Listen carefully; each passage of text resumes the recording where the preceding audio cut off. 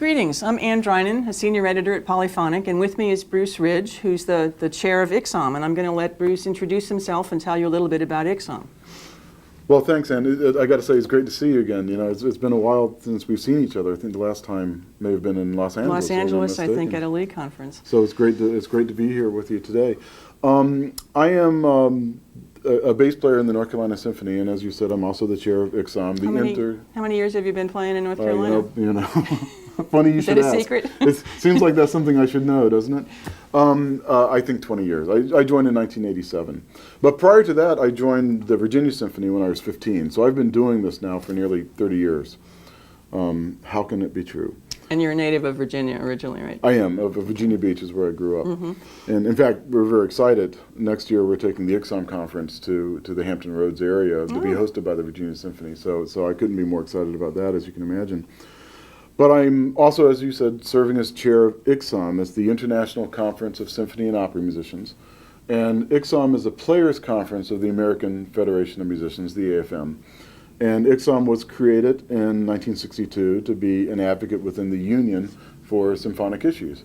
But over the years, we've grown to where we are an advocate for the arts all across America and beyond. So what do you do as ICSOM chair? I know you've had big shoes to fill in, given Brad Buckley and Robert Levine as your predecessors, but I've heard from everybody in the field and everybody that has had the pleasure of your visiting them that you've been doing a wonderful job. Well, you're very kind. It's true. The ICSOM has had a great series of leaders over the years. I'm the 10th chair in the history of the organization, and it's basically building upon the success. In the 46 years that ICSOM has existed, orchestras, there are more full-time orchestras, orchestra salaries have gone up, and we've become a real advocacy organization for the arts in America and beyond.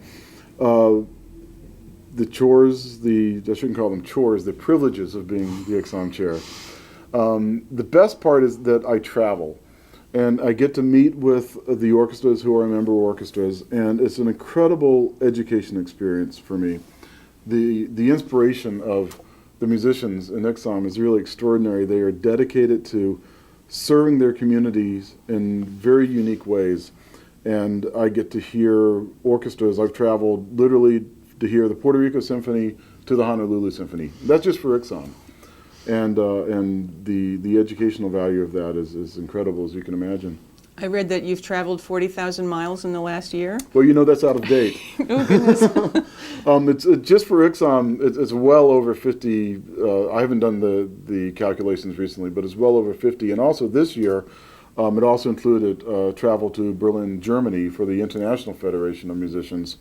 So this year alone, I've been from Berlin to British Columbia. Oh, my goodness. So do you like your job? I love it.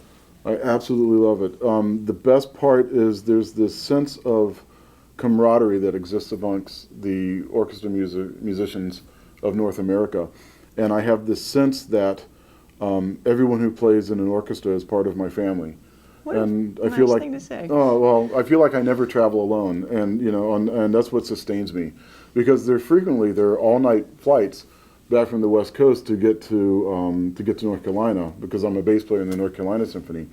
And an example is here today. In fact, we'll be working through the night, and tomorrow I'll catch a 5:30 a.m. flight, hoping to be on time for my 10 a.m. rehearsal. I should explain that Polyphonic invited the orchestra committee chairs, plus Bruce and Laura Brownell and a few other people, to come here to Eastman in Rochester to meet all day to talk about the relationship of Polyphonic with ICSOM and major orchestras, and so it's a great opportunity for us to be together. But I don't envy you your flight in the morning. It'll be no problem.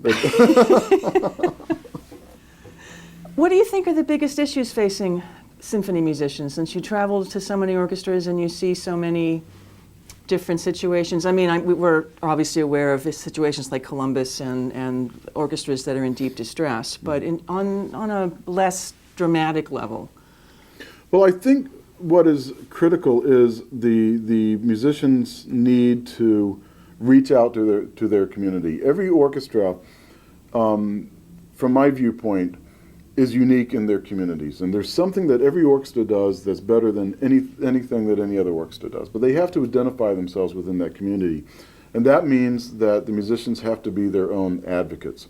We face a lot of negative rhetoric about the future of the arts in America. Many articles point, and some studies point to, while they question the sustainability. I'm very fond of citing an article from the United Press International from 1970 that was titled 25 Symphonies Doomed to Die, which is really frightening, except that none of them have. It's 1970 and many of them are thriving. There are great things happening for symphony orchestras in America. The Florida Orchestra has raised in 1 year's time $11 million towards a sustainability fund. Goodness. The Houston Symphony has just set a record 4th consecutive year of balanced budgets. The Fort Worth Symphony has had a tremendous year with rave reviews from their Carnegie Hall appearance. The Kansas City Symphony is building a beautiful new concert hall, and the revenue is up in all areas. The Nashville Symphony. I've seen it, it's gorgeous. One of the greatest halls in the world that has revitalized that historic downtown. And there was an orchestra that was bankrupt 20 years ago. My first year in Ropa. And now, of course, they've won 3 Grammys recorded there. It's really exciting what's happening for symphonic music in America. In fact, just about 18 months ago or so, the New York Times ran an article, and they proclaimed that this could be the golden age for classical music. And they even put in there, they put that the rumors of classical music's demise have not only been exaggerated, they've been dead wrong. And not too long after that, the Wall Street Journal had an article that said the same thing. Despite rumors, classical music has a great future. And we have to ask ourselves, why do we hear these rumors? Why is there this negative view of the arts? And I think that musicians can play a great role within their community of reaching out to their boards and being their own advocates and serving the community.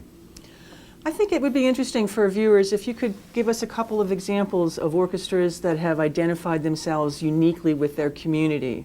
Obviously part of it would be geographic in terms of what kinds of ethnic populations are in different parts of the country. Alaskan orchestras probably have a relationship with First Nations peoples.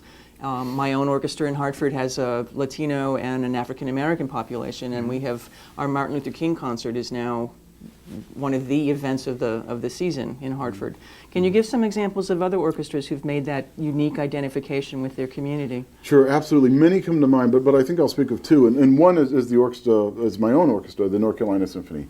This is an orchestra that in the 40s, the legislature passed a bill called the Horn-Tootin' Bill, as it's come to be known.